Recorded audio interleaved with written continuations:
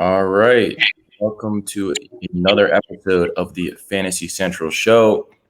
As you now know, I am Jesse. I am your resident football expert, former USC football staffer, worked with offense, running backs, quarterbacks, wide receivers, you name it. Learned the air raid, worked with some fantastic coaches in the NFL level. Micah, needs no introduction. Our fantasy expert, the Fantasy Central One, the man you come for help when you need to win your fantasy leagues. And we have a guest with us today, Keith Schneider, a former coworker of mine over at USC football. The man is a defensive specialist. He has worked with all of the different defensive positions at the collegiate level. In addition, he is a professional baseball scout, having scouted the Cape Cod League. Keith, welcome to the show. Thank you, guys. Thanks for having me.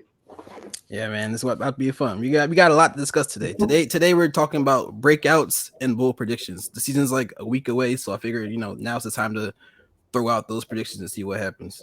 Yeah, we're getting there. We're getting to the finish line, people. This is the time where we're going to see more drafts in this next week than we've seen in the rest of the year combined. So this is really the time to start to brush up on your fantasy studies and get ready to go. So with that in mind, let's jump right into it, guys. So some quick hits around the league. We're going to talk about some of the news that's been circulating as of late. We're going to start with Dak Prescott being a full go for Week 1. That's obviously good news for Dak. That's good news for the Cowboys. Micah, what does that mean for Dak's fantasy value and maybe some of the Cowboys' notable pass catchers and weapons?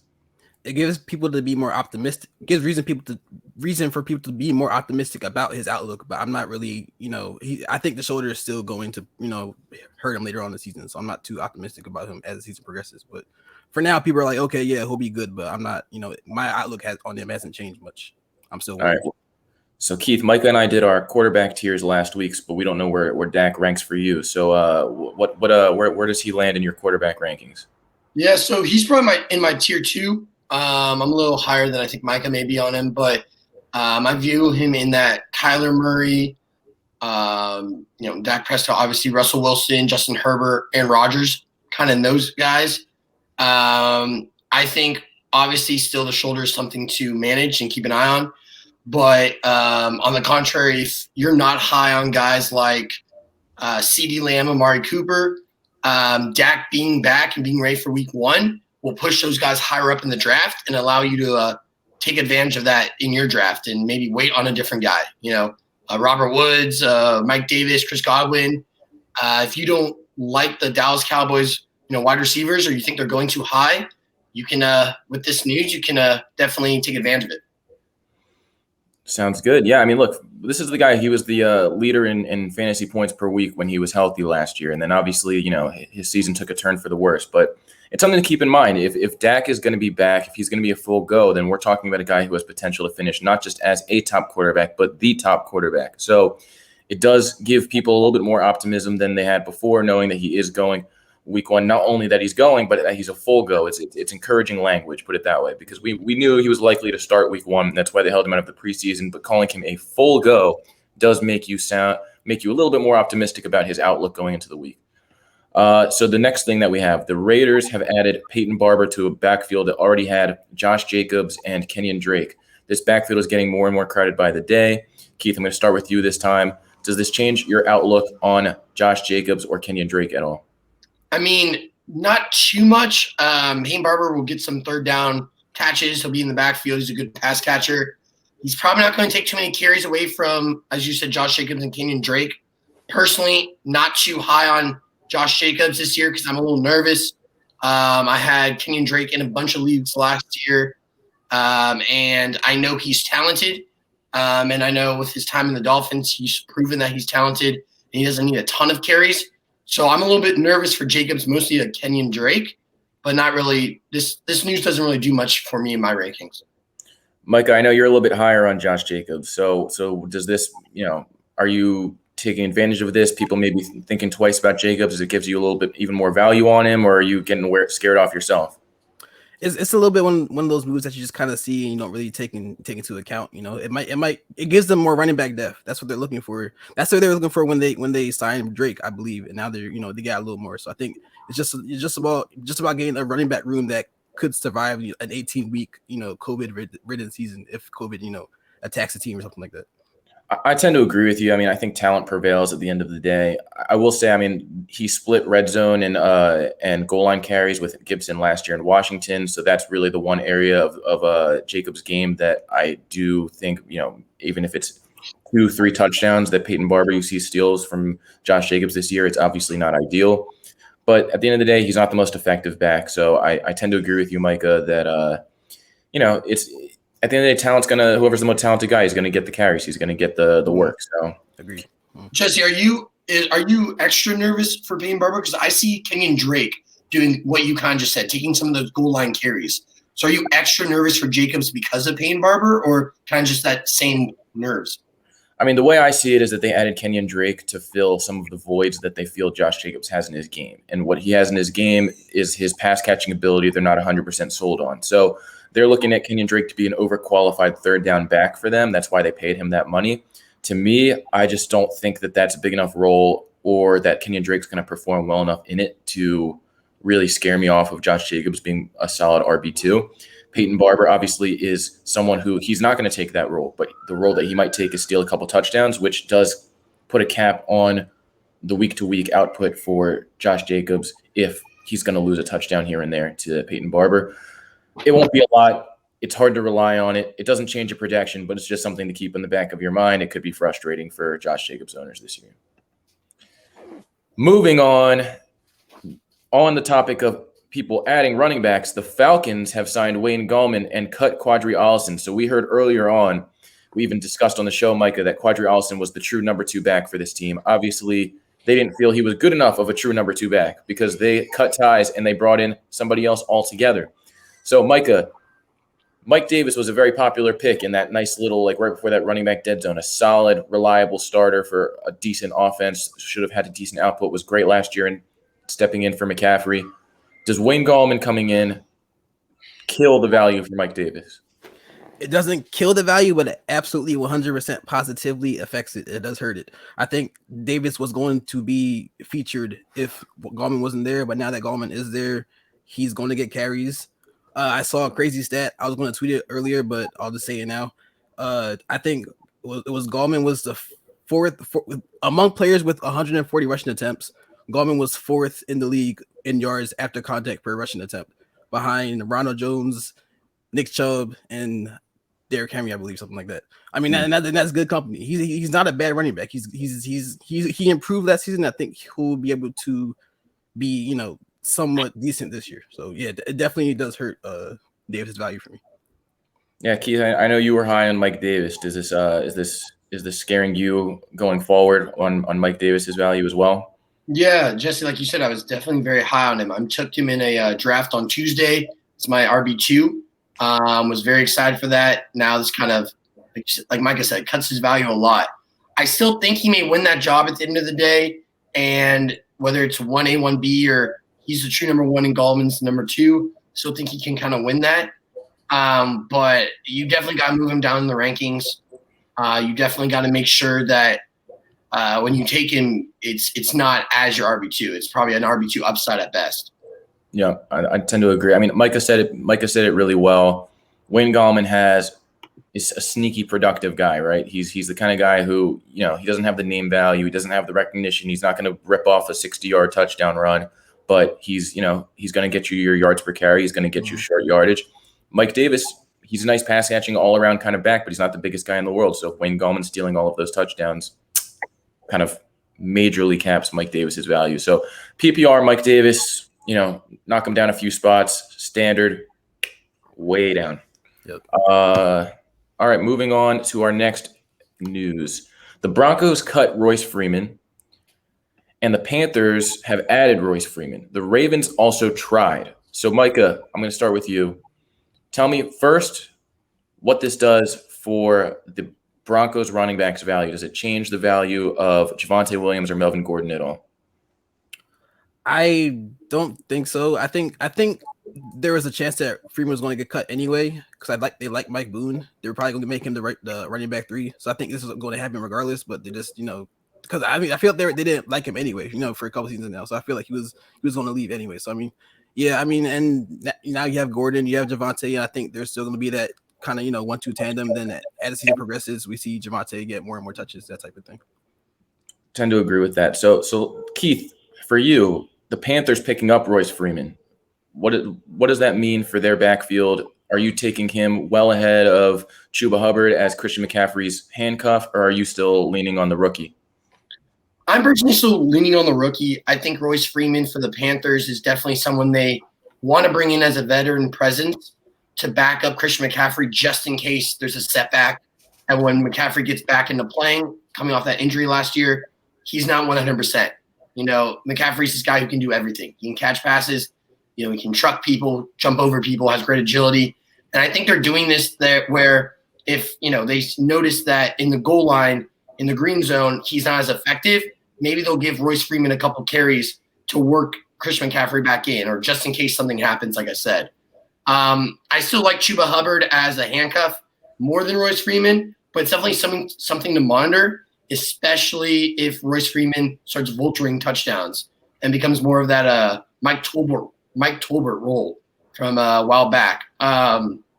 Like I said, I think Chuba Hubbard, if McCaffrey were to go down, he'd see the bulk of the role. But Royce Freeman is something to monitor for sure. So you heard it here first, people. Christian McCaffrey's value is capped because of Royce Freeman. All right. So I didn't say that. Come on. Move them down your boards. Kamara, Cook, they're on the upswing. Christian McCaffrey, he's not going to score touchdowns this year because they now have Royce Freeman.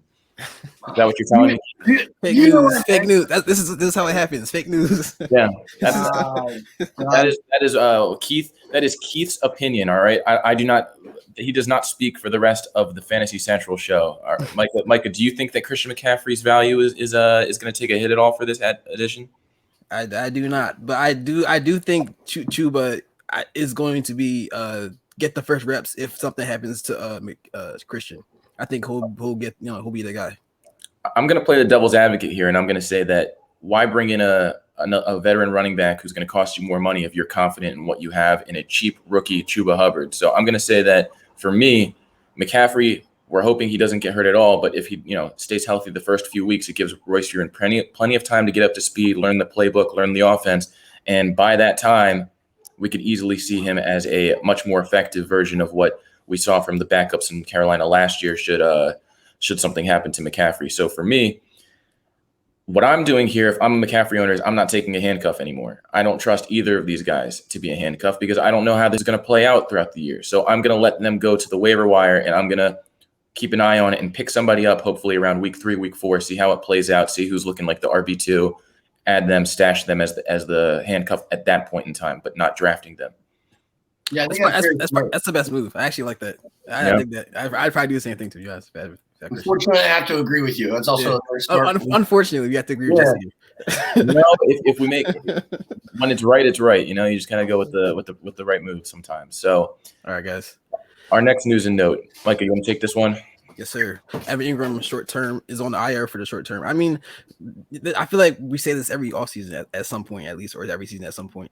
But I mean, I feel like if you're in one of those leagues that does tight end premium, keep an eye on Caden Smith, keep an eye on Kyle Rudolph. They could play if you need that type of player in that type of format. But in general, I'm kind of staying away from Giants tight ends if Evan Ingram is out for a while. Yeah, I mean, I'll tell you right off the bat, the Giants as an offense are scaring the crap out of me right now. That O-line looks terrible. Daniel Jones looks awful. Now Evan Ingram's hurt. Unless I'm in a 16-team league where there's a tight end premium, I'm not taking Caden Smith or Kyle Rudolph. I'd rather have, take a chance on somebody else. And yeah, I mean, look, I was never high on Evan Ingram to begin with, and this just, makes him undraftable for me. He's already hurt again. It's the same story with this guy. Keith, I don't know if you ever had any interest in Evan Ingram either. No, I had no interest. He's going to be a guy now where maybe when he comes off the short-term IR and your team's struggling to have a backup or you don't have a backup tight end and want one, maybe add him, pick him up before anyone else thinks about it, just in case he does break out because he's talented. But like you said, Jesse, I never really was super interested in him. The Giants' offense is just in turmoil, like you said, and I want to stay away from that. Honestly, I'm not even – I know this is kind of out of something different. But I'm staying away from Barkley for the same reason. I just don't trust anything right now. I'd love to see this guy in another team. I mean, he was such a talented pass catcher at Ole Miss. He became a first-round pick. He was in that, I think, Noah Fant people because he's one of those guys, an oversized receiver, Kyle Pitts-esque. Obviously not to the same degree of talent, but you put him in a real offense, maybe a Green Bay with Aaron Rodgers, and he could have absolutely flourished. But his career has a little bit been wasted in the Big Apple. Man, the Giants ruined this guy's career, man. He could have been. I think he had the talent to be one of the greater tight ends of our time, but the Giants just. All right, I ain't go that far. No. This if everyone could stay healthy, I 100% believe he could have been one of the greater tight ends of our time.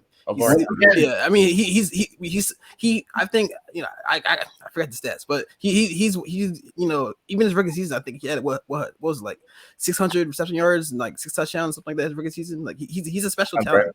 I think he could have been something special, but I mean he's definitely a special talent. But New York found a way to ruin a lot of their great players. Yeah, there's a reason why every year he's a popular breakout pick. It seems like, despite letting people down, because people love to take a chance on talent, and he certainly has that.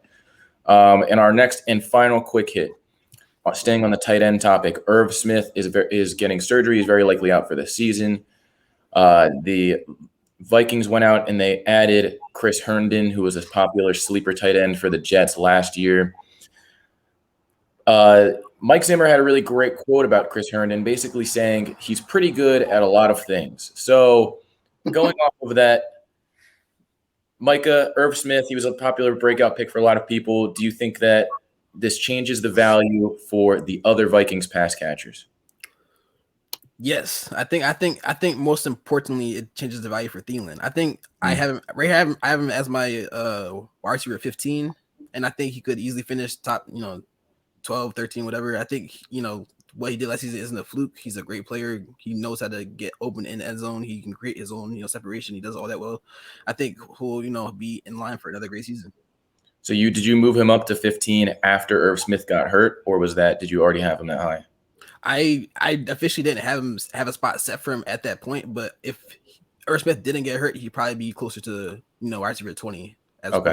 15. Yeah. Makes sense. Yeah, I mean, look, this is a guy whose value was so highly based on his touchdowns last year. So certainly another red zone threat on the team being not an option certainly helps his value. Keith, are you targeting any of the other Vikings tight ends, Tyler Conklin or Chris Herndon, as a sleeper tight end with Irv Smith out of the picture? Chris Herndon, I would look into a little bit more because kind of like with Evan Ingram, every year they talk about all of his talent. They talked about how he could be a popular sleeper candidate. I'm honestly staying away from anyone that's not named Dalvin Cook, Adam Thielen, or Justin Jefferson in that offense. But if you're really looking for a guy that could potentially have that opportunity to be a red zone threat, green zone threat, and get a lot of touchdowns, he's definitely a guy I would look to. But definitely not taking him before the last round, maybe the second to last round at the best.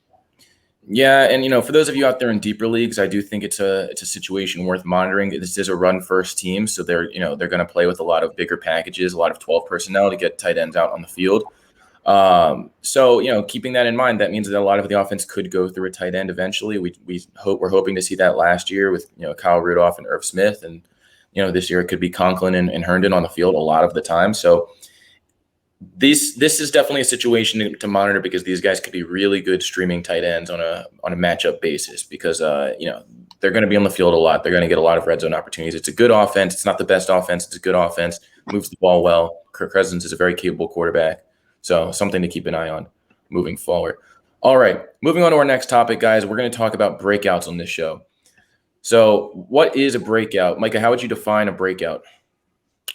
I see it simply as the player having the best season of their career. That's a breakout. A player doing better than what they've ever done in that season.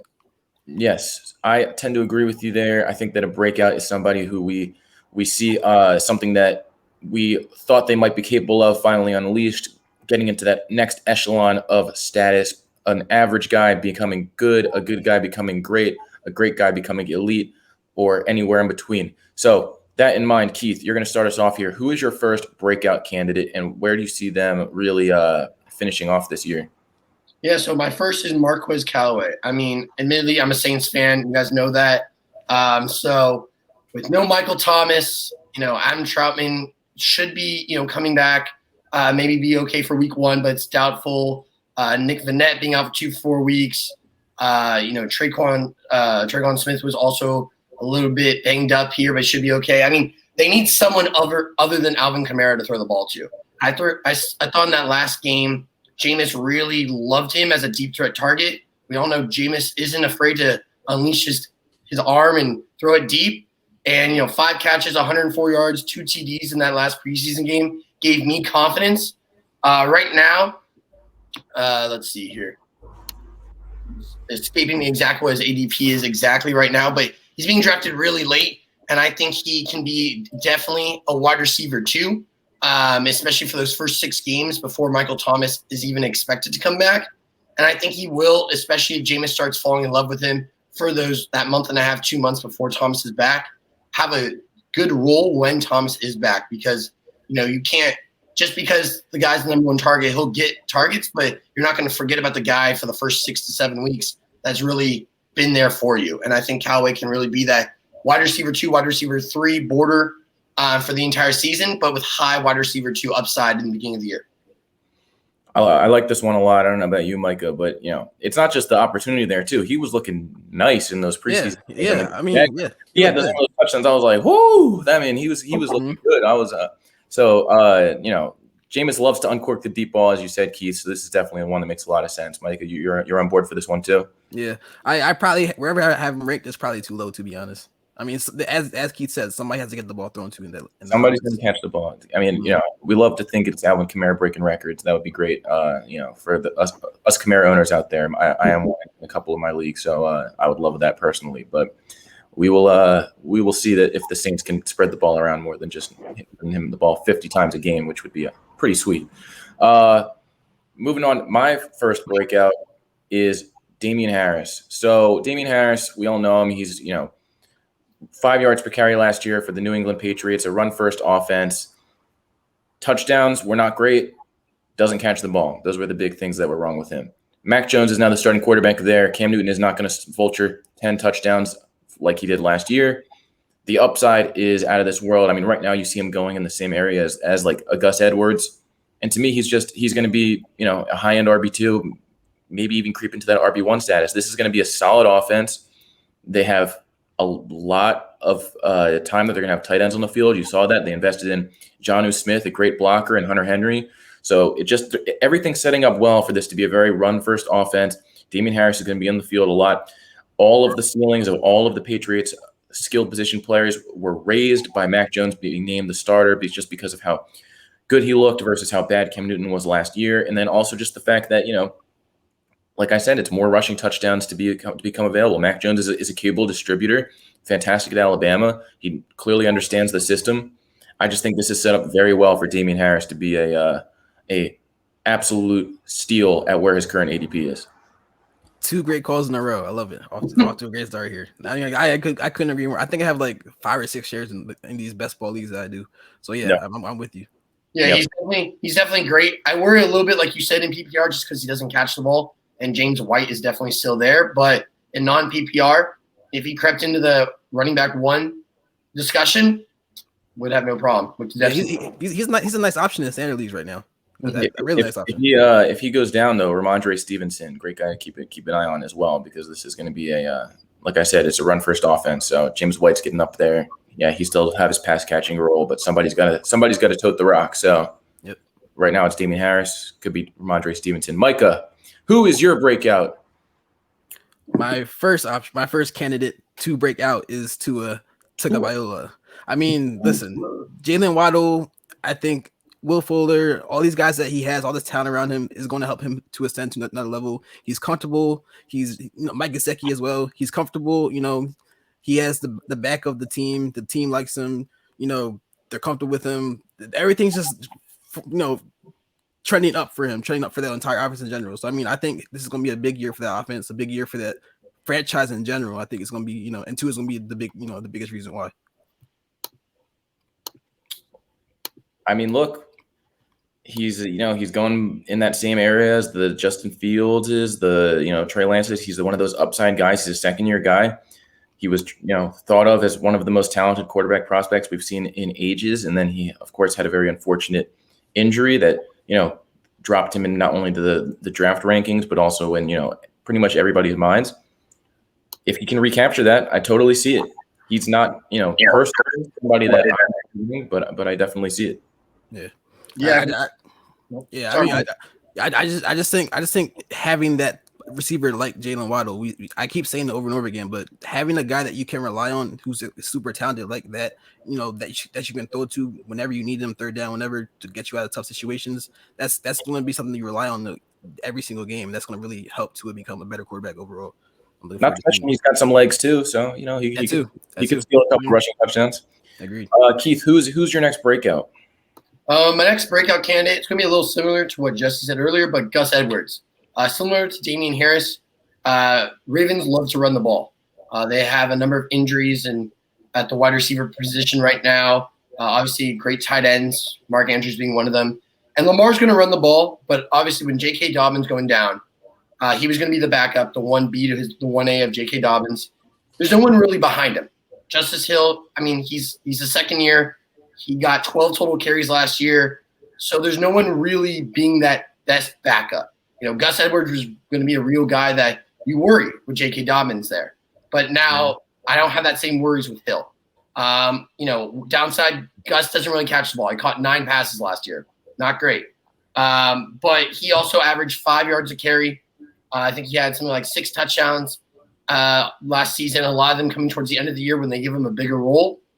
And he's someone that showed last year with his limited role, he could have a big impact. Now, if they're smart and they give him 15, 16 carries a game, he's going to even show more of what he can do. And, he's talented, no backup, no problem for me. I like it. I think you're forgetting about Tyson Williams, though. Tyson Williams is going to be a big threat. And I'm only half joking, by the way. Tyson Williams looked fantastic. I know. I have Tyson Williams in I stashed him in almost every league that he was available in that I could get him in. I watched the tape. I'm like, okay, this guy, he's shifty. He's strong. Yeah, I like it. I like his game. Look, Micah, I think it's just a job to lose. So I get it. Like the guy, Tyson can definitely be that backup and can even create a bigger role for himself. Sure, Lamar is going to take on more of a role for himself as well, running the ball, even though he does a lot already. But I think it's Gus's job to lose. And I think if he does just as well as he did last year as a backup, but as a starter, no one's taking that job from him. And in fact, he could be RB1 material. I'd like to see it. That'd be awesome to see Gus Edwards RB1. I'd like to see not. Let me say. No. Even I don't. You don't know. Gus Edwards is a good running back. He's really good. He can get slot. He's a good running back. He's a bruiser. No, he's a bruiser. We'll see what happens. I know you're high on both of them, Micah. So I'm gonna ask you real quick. Who's gonna finish the year better, Damian Harris or Gus Edwards? Damian. I trust his role more. He doesn't have to deal with a running, Lamar Jackson, all that stuff. But yeah, in PPR as well. Yeah, Damian. I agree. Keith, feel the same way? No, I kind of like Gus more. I do hear. I respect it.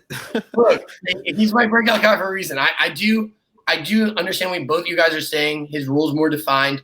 He may even have a little bit of a bigger role, but I still think that Gus, I think they're gonna reward him for what he did last year and give him that opportunity. I think his catches will go up. I'm not saying by a lot, but you can only go really up from one every other game. And I think that, like you said, he's a bruiser, and he's going to have kind of that, not necessarily be Derrick Henry. I'm not saying that. Don't worry. But he's going to have that rule where if they give the ball enough, he's going to get 3-4 yards in the first half and potentially 5, 6, 7 yards of carry in the second half. And I think with that team already likes to run the ball and doesn't like to throw, and they don't have any wide receivers, why not let him cook?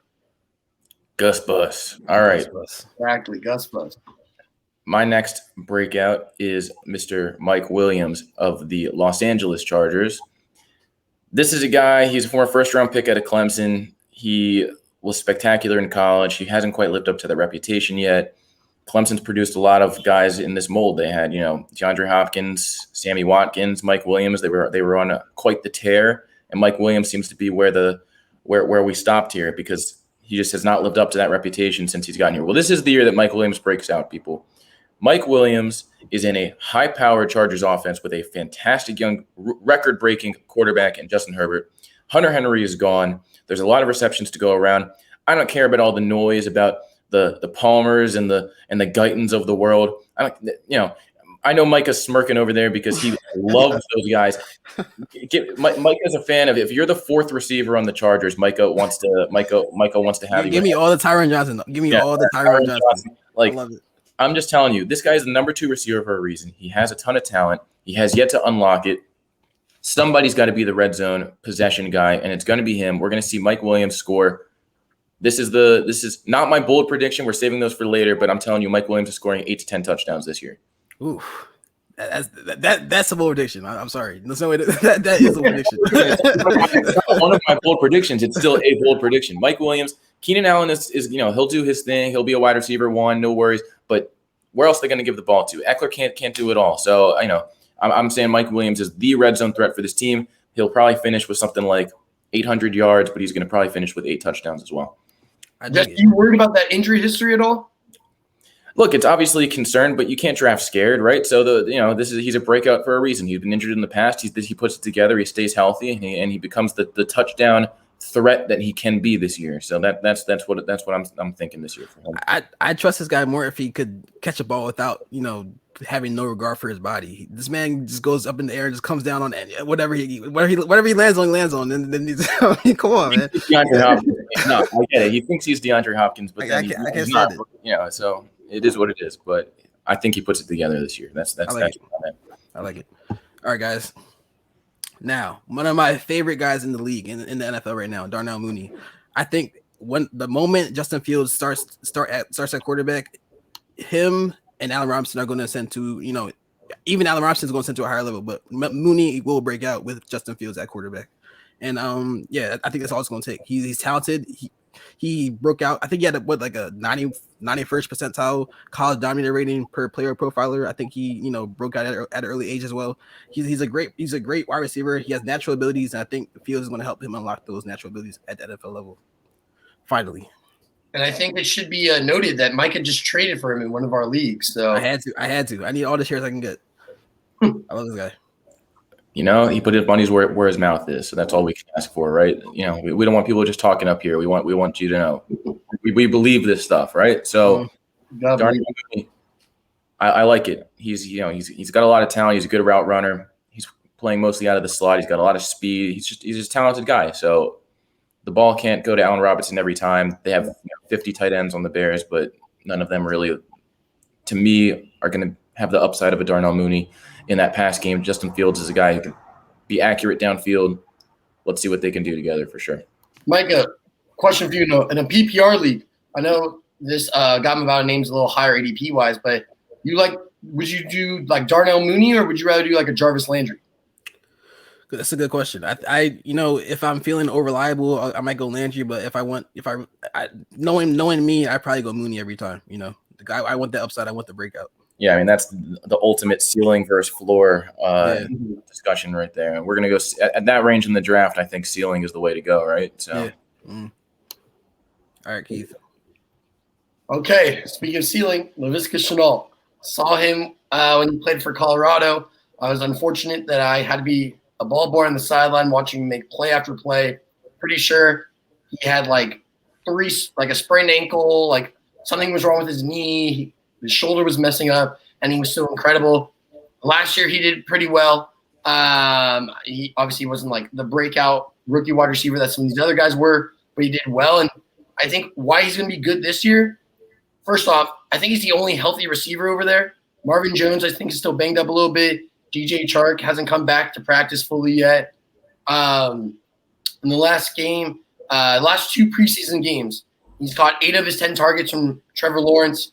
Lawrence is looking his way. I think he's had about 70 yards in those 2 games combined, and it's preseason. It's not going to be there all the time, but I also just like how they're going to use him. He's kind of a Swiss Army knife. They're going to use him in the jet sweep. may, probably won't be a running back, but he'll probably get some carries as well here and there. He's going to be the guy that I view him as like Tyler Boyd, Jarvis Landry, where he's going to catch a lot, high volume. So I think in PPR formats, especially week 1, week 2, when DJ Chark and Marvin Jones Jr. are still not 100%, he's the guy that's going to really shine in that offense.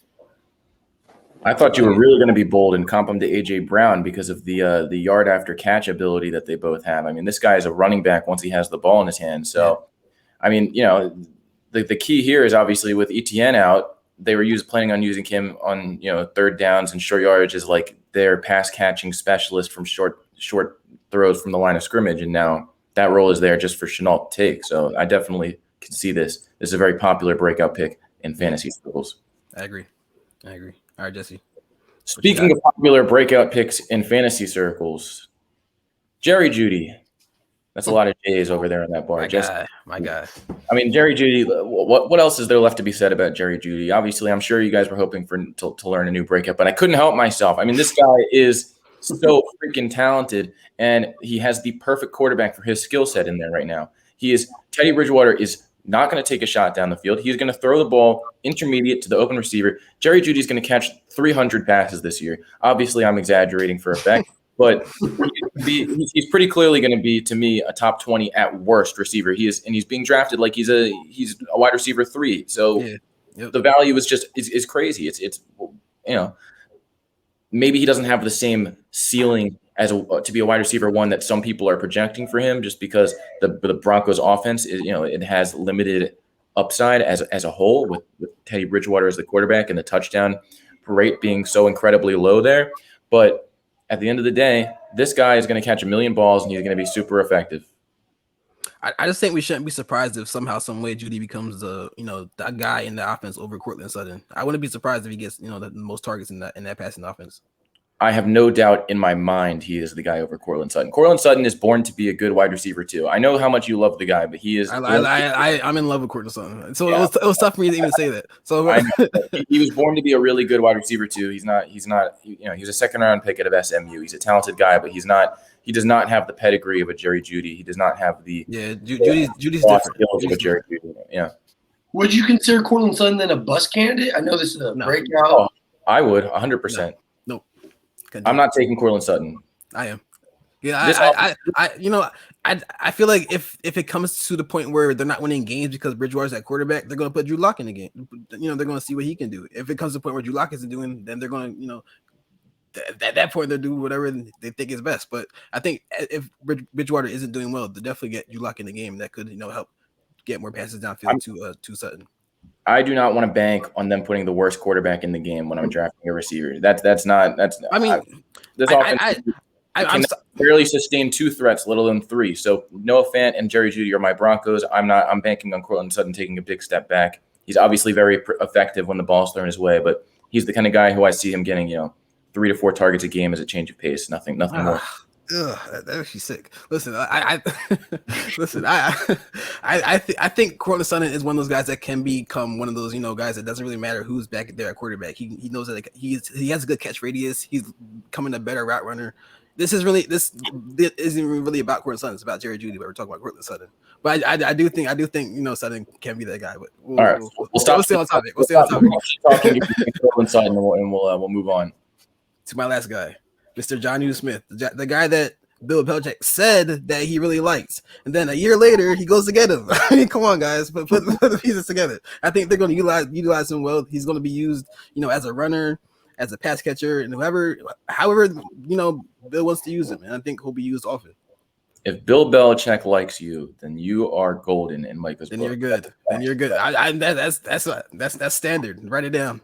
Engrave it. Look, Hunter Henry's already been hurt. Mac Jones is the quarterback now. I totally agree that this guy he definitely has top 10 tight end upside. So the breakout is definitely an option with him. We saw it with Tennessee. He can be used in the screen game. He's a blocker. He's a runner. He's a catcher. He's yards after the catch. He does it all. Very talented guy, often overlooked. A lot of respect around the NFL. I've spoken to some coaches about how they feel about him, and they, he's got a lot of respect around the league. Everyone knows how talented he is. The fantasy community hopefully we'll get to see that this year from him, because obviously we're not drafting him for his blocking abilities. We don't care about that. That doesn't help him. I don't pay him for that. So I'm paying him to catch touchdowns and receptions. So that's what I want to see this year. My only one question I'd say is, would him being a top 10 tight end be considered a breakout? I mean, right now he's being drafted as, I think, tight end 14. So would moving up only 4 spots really be considered a breakout for him? Well, hey, he's not my breakout. I said I should. Has he finished as a top 10 tight end before? I don't know. I don't think he is. If it is, I check on that. Yeah, but I mean, I think he has upside to finish as one of the top 8 guys. Tight end's not that deep. I don't think it will be that hard for one of the guys that's going like top 15 to ascend to that top 8 level. But we'll see what happens. Fair enough. All right, now we are moving to bold predictions. This is going to be fun. I love bold predictions. I love ripping them apart from Micah especially. So I mean, we got a lot, and a couple guys that we already talked about a couple of them, but we'll start with you, Keith. Yeah, Keith, we'll start off with you. Yes, sir. This is probably one of my favorite running backs. He helped me win a league last year. Look, Myles Gaskin's going to win the job. Ahmed's good. The couple backups they have, Malcolm Brown's okay, but he's going to win the job. When he was healthy last year, it was his job to lose. I mean, 7 of the 10 games that he played, he had 10 plus more carries. 6 of the 10 games he was in, and he played fully at either 100 yards or a touchdown. I mean, that's productivity that I want to see. I think over an 18-game season, obviously he only plays 17 of those games, but over the full season, I think he really could be one of those guys that once he wins the job and solidifies it as himself only, be a 3-down back, he catches passes, he runs hard, is a good average per carry. And honestly, with all that combined, I think the injury that happens every year to 1 or 2 top running backs, I think he's going to be the guy that people are surprised about. And I think it's really going to mean top 8 PPR running back for him. I'm not gonna knock any bold prediction. It's a bold prediction for a reason. It's possible. I know Jeff's right. He's right.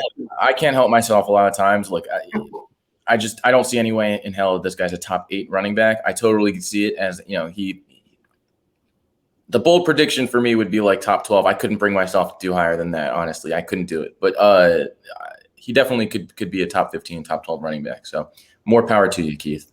Enjoy your Myles Gaskin share. I love my Myles Gaskin shares. I love it. All the way to another championship. I love it. Another one. I like that. I like that shot. Another championship. All right, my bold prediction. So we're talking about the numbers 4 and 5 receivers in ADP this year. Number 4 being DeAndre Hopkins, number 5 being Calvin Ridley. Well, number 5 receiver Calvin Ridley, who's currently being drafted behind Hopkins, finishes as the wide receiver 1 in PPR. Not a wide receiver 1, the wide receiver 1. The number 1 receiver in fantasy football this year in PPR. DeAndre Hopkins, on the other hand, finishes outside the top 10. And here is my reason why. Calvin Ridley is going to be absolutely fed a truckload of targets this year. Kyle Pitts is there. He's there to draw away coverage. He's there to fill a lot of the targets that Julio was taking away. But Kyle Pitts is still a rookie tight end. I love the hype. I love the talent. But at the end of the day, he is not going to break records big enough for him to take away from Calvin Ridley and stop Calvin Ridley from being the number 1 receiver in fantasy. Calvin Ridley was fantastic last year. If you extrapolate his games without Julio Jones in the lineup and extend that over a full season, we're talking about somebody who is the wide receiver 1 in fantasy. Well, guess what? Julio Jones is gone. So why are we not talking about this more?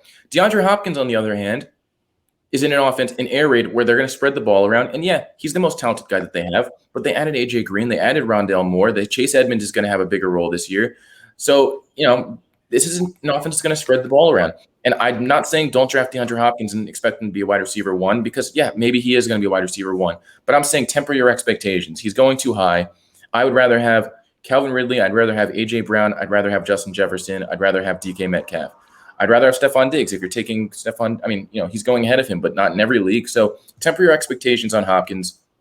Follow the targets. That's the key. It's a PPR league. Follow the targets. All of them are going to Calvin Ridley. Not all of them are going to Hopkins. That's what I see for this year, and that's my bold prediction. That first one, I believe too much for it to be bold. I think it's too realistic. I think, but I'm with you. Yeah, it's going to happen. But I do think, we'll see what happens. I love Hopkins. You know, he was consistent last year. Now they have Rondell Moore. They could bring him in and utilize him a lot more. They could still utilize Christian Kirk. AJ Green could be utilized if he stays healthy. So yeah, that's possible. We'll see what happens.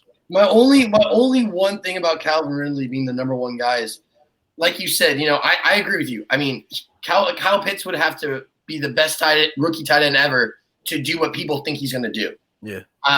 But they don't have really a second wide receiver. So what's stopping most defenses from just double covering him? Kyle Pitts is still there. That's what they can't double cover him because of Kyle Pitts. I mean, but they really don't have anyone else is my thing. So you can cover two guys. He's there. Russell Gage. They got, first of all, don't knock my boy Russell Gage. First of all, Russell Gage is not. Look, I like Gage. I like Gage. Russell Gage. They got everything they need. Zacchaeus Gage and Kyle Pitts. Calvin Ridley will not get double covered. Yeah, I'm not too worried ever about Zacchaeus or Gage. I will say Mike Williams is going to catch a couple passes. Todd Gurley caught 0, I think, last year because that guy can't really catch too much. But I mean, I don't think he's going to be wide receiver 1. But I think it's a good bull take. It's a good bull take. Yeah, it's a good take. All right, my turn. Let's go. Josh Jacobs finishes as a top 5 RB in PPR, and this really isn't. I don't even think this is bold enough. I just feel like this is like stuff that could happen so easily.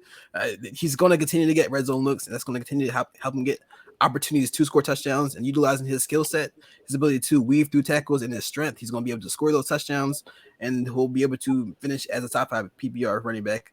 He finished, I think it was top 8 last year, and you know, with a couple more touchdowns, he probably would have been top 5. So yeah, I'm all in. Top 8 last year? Is that right? Yeah, he was RB8. Wrong. That's crazy. PPR. Yeah.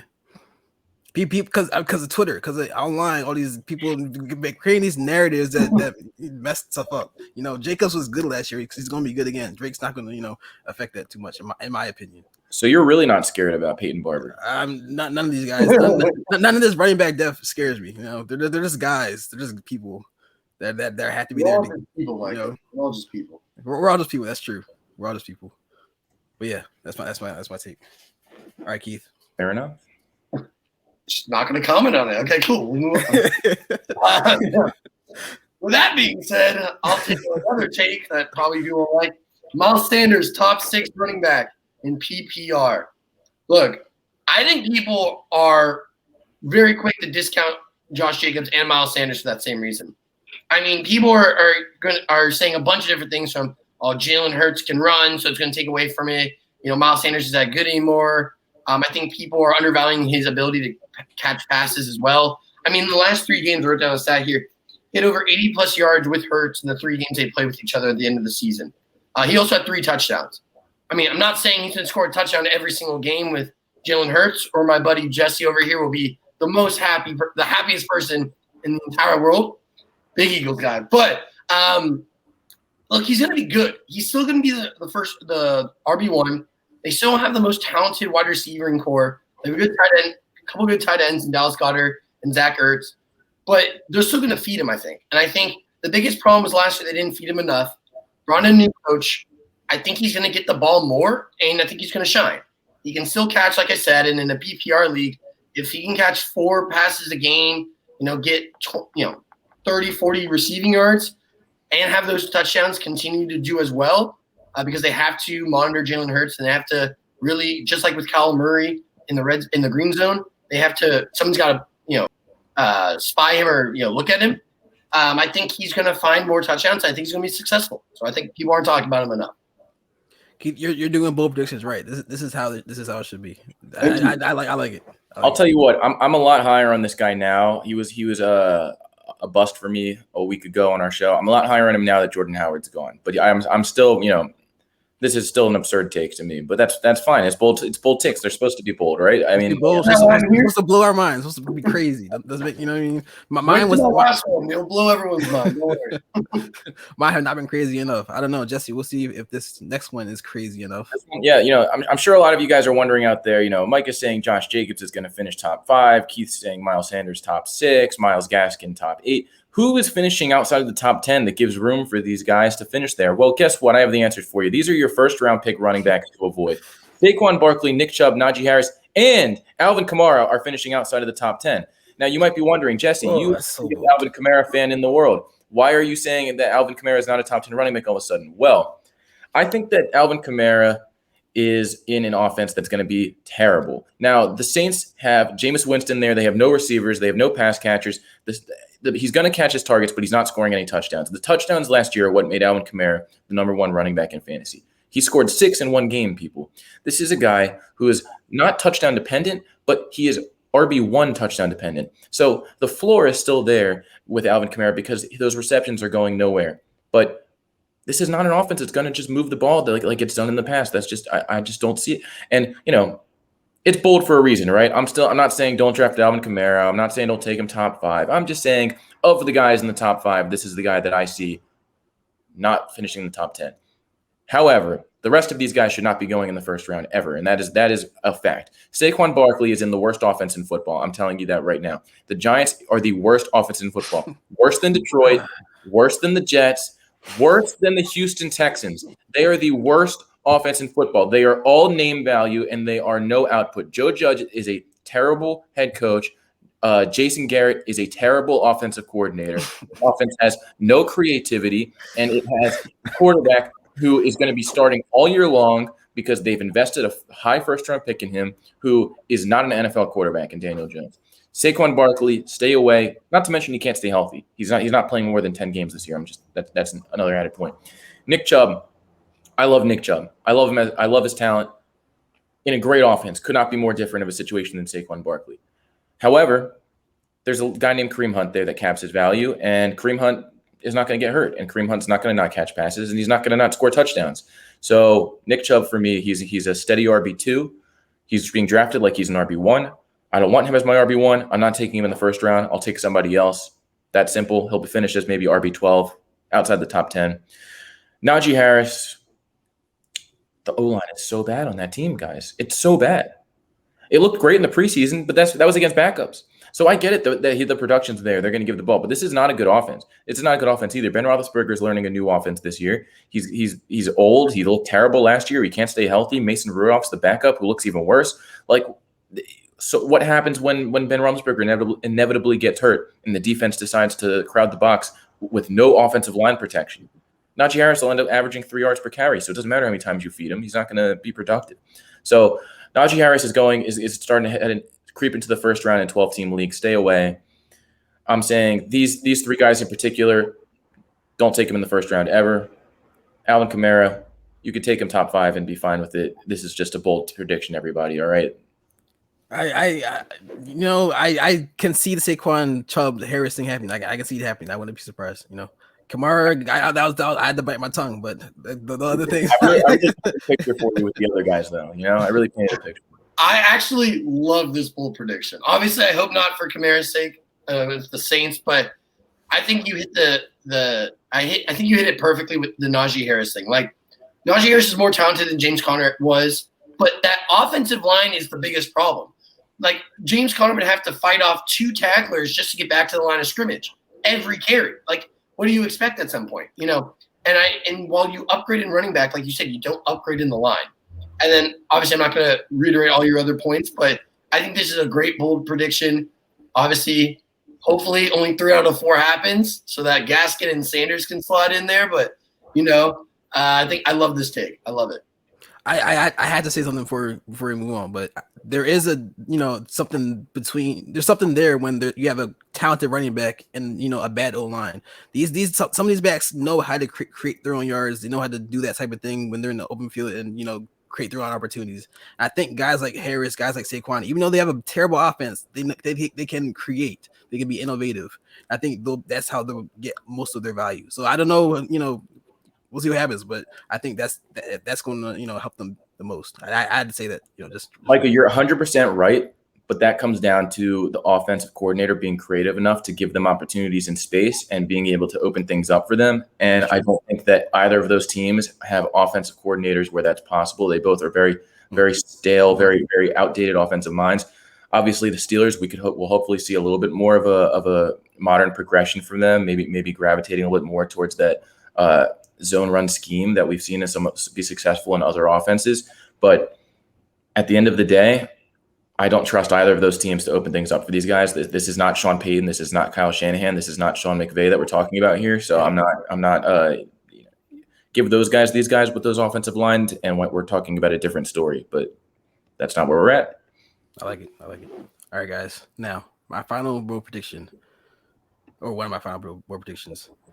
Mike Gesicki joins the elite tier of tight ends in general. I'm not going to say in PBR. He joins the elite tier of tight ends in general. I think he's an elite talent.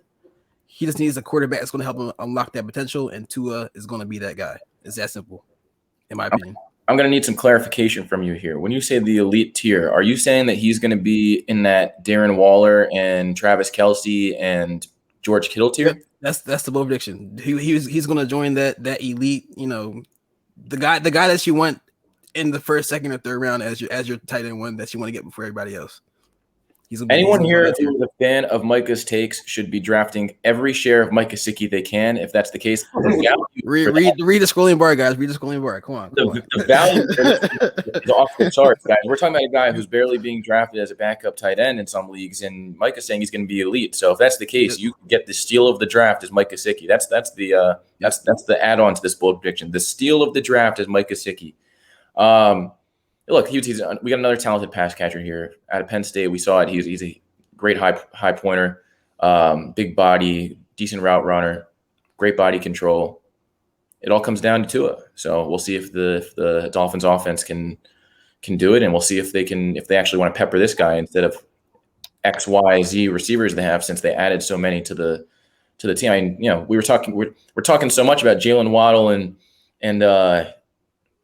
Will Fuller, right? And Will Fuller. Don't forget about Devontae Parker. Devontae Parker too. Mm-hmm. They have plenty of guys there. So with all those mouths to feed, don't forget about Myles Gaskin either. I mean, he's still there. I forgot about him too quick. I forgot about him already. I see. Right. All right, Keith, your last one.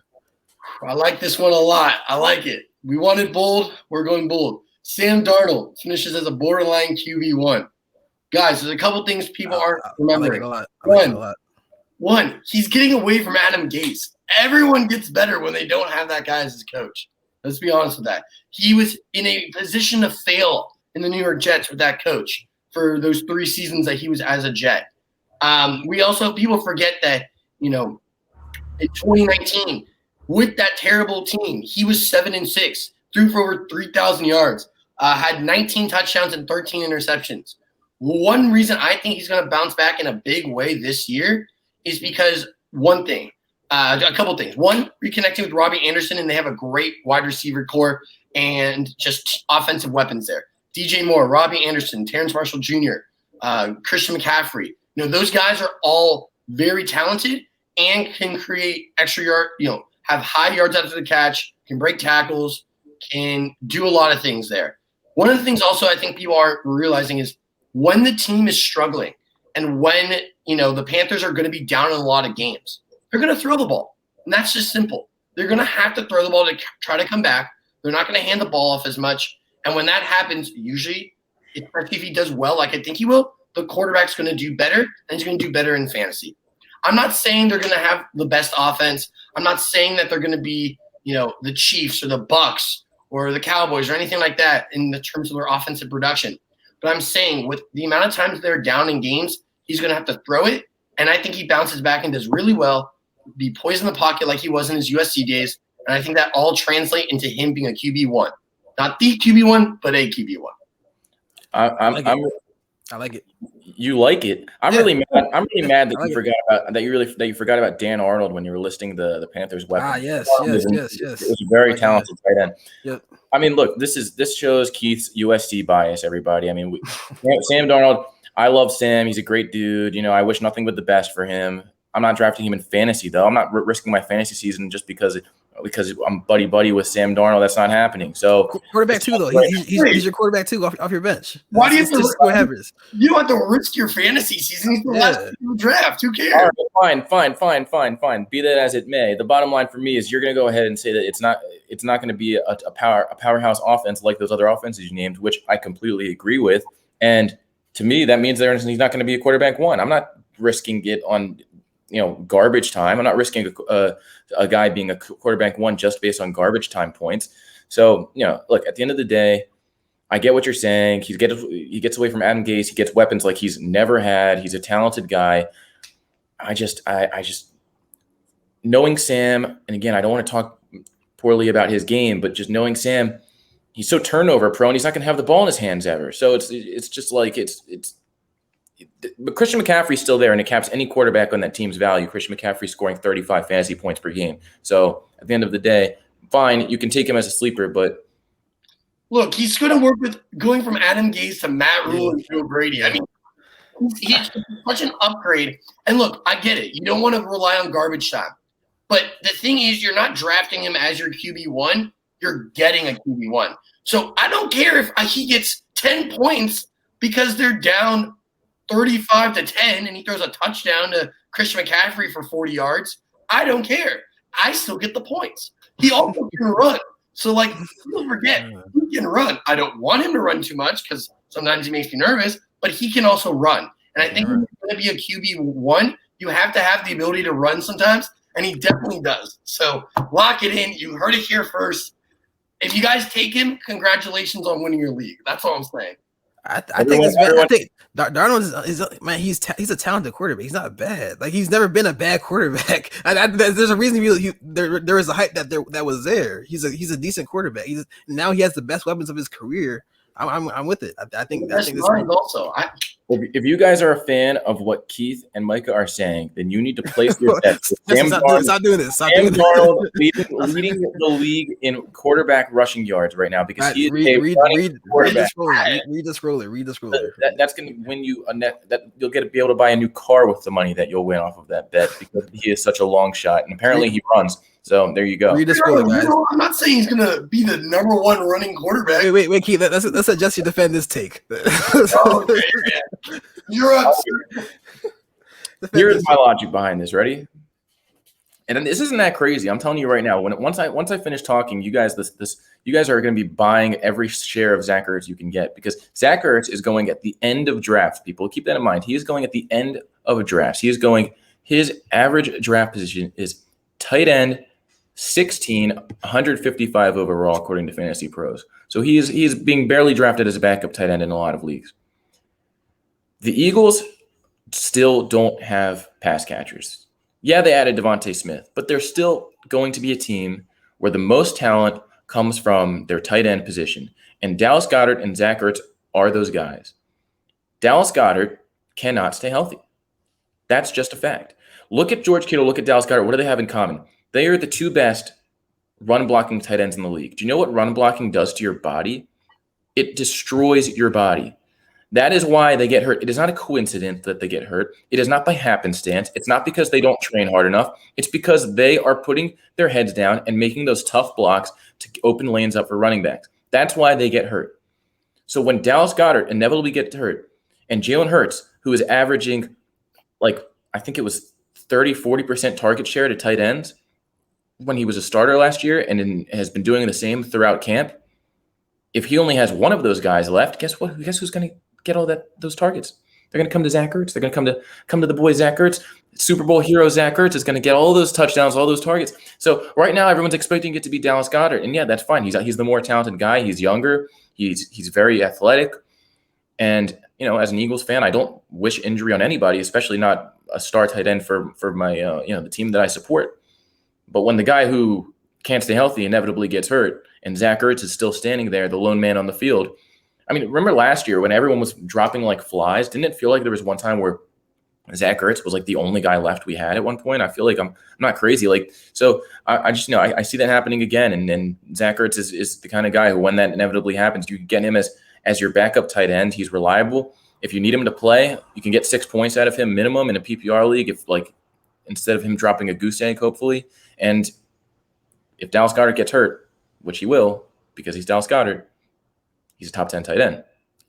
What I'm hearing is Zach Ertz is a high-end tight end stash. He's the equivalent of stashing behind a high-end running back one. I'm saying definitely stash Zach Ertz because he will finish as a top 10 tight end. I'm saying that Zach Ertz will be starting for your team by the end of the year and winning you your playoff matchups because he will be a high-end starting tight end in the playoffs. because Goddard is going to get hurt. Yes. This is all quick. I hate projecting injury. Like we shouldn't be projecting injury. Like we shouldn't. But like at the same time, it doesn't. Injuries happen, so like you have to take that into account. So a lot of people in fantasy circles will not project for injury. Like they'll say, "Oh, let's not talk. What if don't project for injury? They're not going to cure." I'm not going to do that because injuries happen all the time, and you have to take them to account. And there are guys who are more likely to get hurt than others, and Dallas Goedert is one of those guys. So it's something that I have to take into account. So when I look around the league at guys, tight end is a very hard position to figure out, guys. It was a position last year where unless you had Kelsey or Darren Waller, you were streaming most likely throughout the year last year and trying to figure out who to start each week. So if you can get Zach Ertz at the end of your draft, which you should because that's where he's going right now, you absolutely should be doing that. This is a guy who a couple years ago was a top 3 tight end. Like, yeah, he got older, and yet he's never going to break tackles and run for 30 yards at a time. But if they start peppering him with targets like they've been doing, he's going to be a top 10 tight end. He's going to be a top 8 tight end. Jesse, are you worried about at all, though, that he may get traded to a team that doesn't use the tight end? Like, no shot. He's not getting moved. Have you heard his comments? He wants to. He said he wants to end his career in Philly. He's like, I love Philadelphia. He's only getting traded if he's rebuilt his value, and he's rebuilt his value if he's having a really good year. So you hope he gets traded if you have Zach Ertz because that means he's having a really good year for you. True. I do think Goddard is more likely to get traded though. Unfortunately, no, that's what I think. He's never getting traded. I think it's more likely to get traded, but we'll see what happens. All right, now my last one, Mr. Deontay Johnson finishes as a top 10 wide receiver in PPR. I think he's a great wide receiver. He doesn't really need the big passes downfield like Claypool does or like other wide receivers do to have value. I think he'll get a lot of short passes, a lot of intermediate passes. He's a similar player to a guy like Darnell Mooney. He's not the same player, but he's similar physique, similar type of style, similar type of route running, similar type of game. I think he'll be a heavy target guy who's going to eat up targets. And that's going to be the biggest reason why he finishes top 10 because of that target share and all the receptions he's getting. I mean, look. I get their bold predictions, and I'm not supposed to rip them apart, and I'm supposed to be like, oh, they're fun. They only have like a 5% chance of happening, so like, of course, it is what it is. I'm not taking Deontay Johnson in any league, let alone expecting him to be a top 10 receiver. This is a terrible Steelers offense. We just went over how bad. Like you did this a second after I tell you how bad the Steelers offense is. Come on. This is a team. He doesn't need passes down. He just needs short passes. That's all he needs. He's Deontay Johnson. They'll go to Juju. Juju was a solid receiver last year. He had 800 yards. They'll go to both. Effective, and he caught 80 catches last year. So unless Juju's getting hurt or getting traded or decides to just quit football and take on a full-time career as a TikTok star, then he's not going anywhere anytime soon. He may do that though. He may do that. He loves it. That's the most likely scenario right there. But more likely than Deontay Johnson being a top 10 receiver is Juju quits the NFL to become a TikTok star full time. That's my. We need to add a new bold prediction by Jesse. Yeah, 100%. But Chase Claypool is he's there too. Like, you're telling me Najee Harris is going to be so great, and then you're telling me Deontay Harris to be a top 10 receiver. This offense cannot sustain multiple top players. Not to mention. Another guy I love, sleeper, Pat Freiermuth, fantastic tight end out of Penn State, who was very much overlooked in the draft process because of how excited people were about Kyle Pitts. Well, they have him and Eric Ebron there. So, I mean, talk about a team that if you gave them an actual quarterback could be fantastic. I mean, if someone else was here, Claypool, Deontay Johnson, Juju, Eric Ebron, Pat Freiermuth, Najee Harris. I don't know if there's a more loaded just group of skill position players there is. But they don't have the most important guy, which is a quarterback. This is not to speak poorly on Ben Roethlisberger's career. He's a Hall of Fame quarterback and a fantastic talent. But he's old, and he doesn't have an arm anymore, and he can't run anymore, and he doesn't have an O-line who can protect him.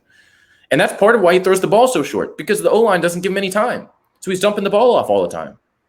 And there is where Deontay Johnson's value comes from. Those when he gets panicked and he's like, "Hey, I'm over here." Those are 5 yards, and then Deontay Johnson cuts through the field and does whatever he does in open field. But we'll see what happens. Bold predictions, guys. That's how it is. Name of the game. It sounds like none of us really like Chase Claypool though, because the line's gonna suck. I like Claypool. I don't know.